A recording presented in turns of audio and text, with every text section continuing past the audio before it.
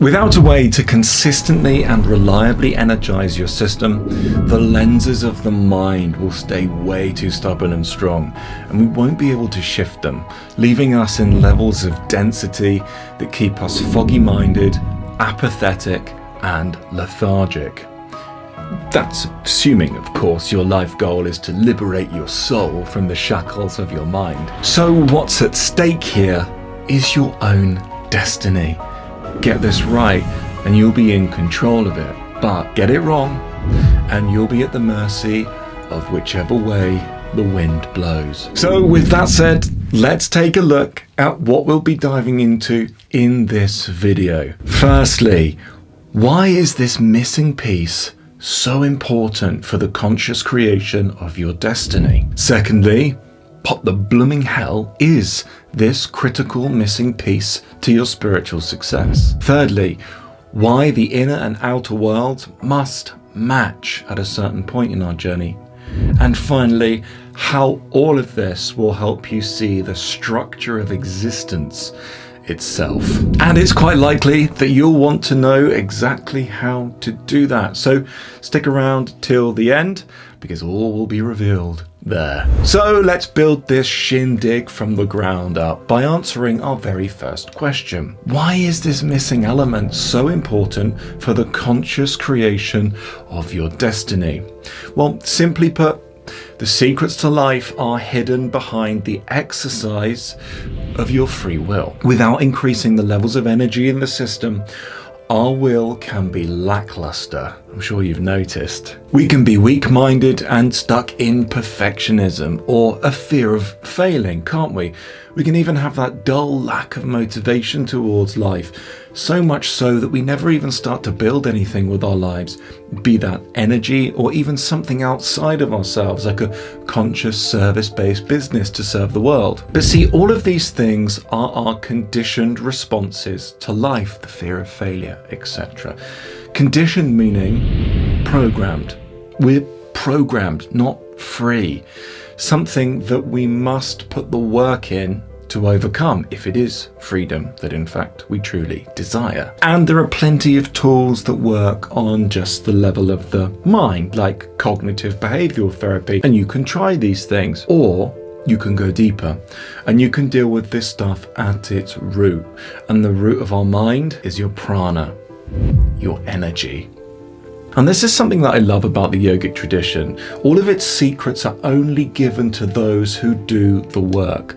Any big realizations in oneself are concealed behind the paywall of effort. Consistent practice leads to an ever deepening and increased richness of life experience.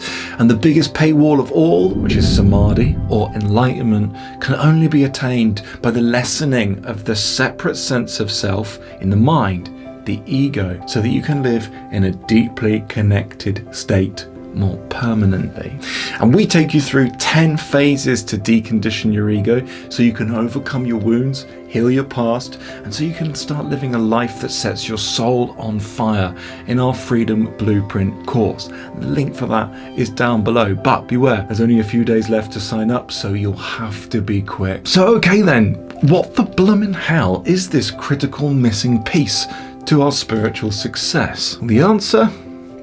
It's sadhana. Sadhana is your daily spiritual practice, specifically designed to supercharge your energies and bring them to a certain intensity so that you can remove those lenses of mental conditioning and remove any samskaras in your system, which are essentially wounds or stains in the system or in your consciousness. And removing those samskaras in your system is what allows us to shift the trajectory of our life.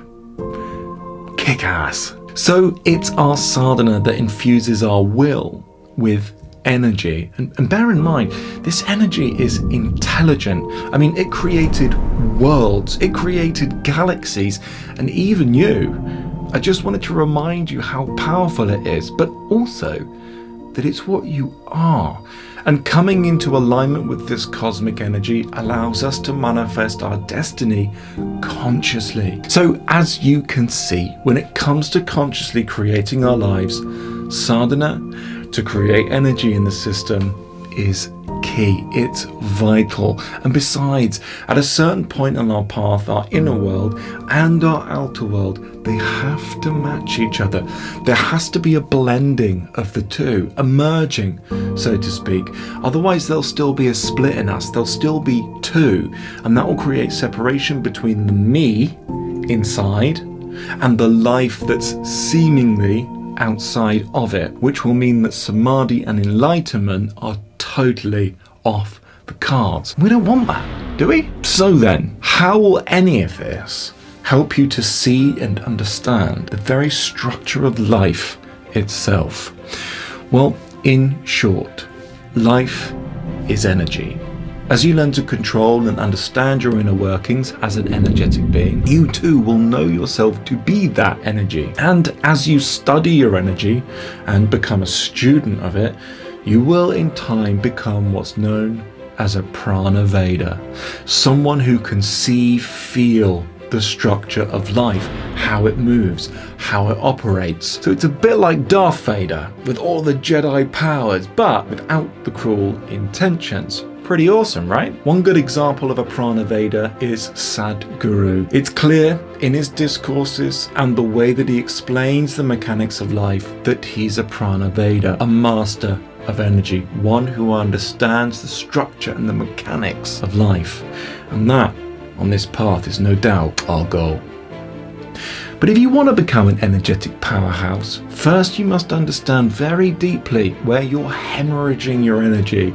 And if you are wasting your energy rather than conserving it, then activating Kundalini will be a no-go for you. So if you want to know the truth about safe Kundalini activation, you can watch this video right here.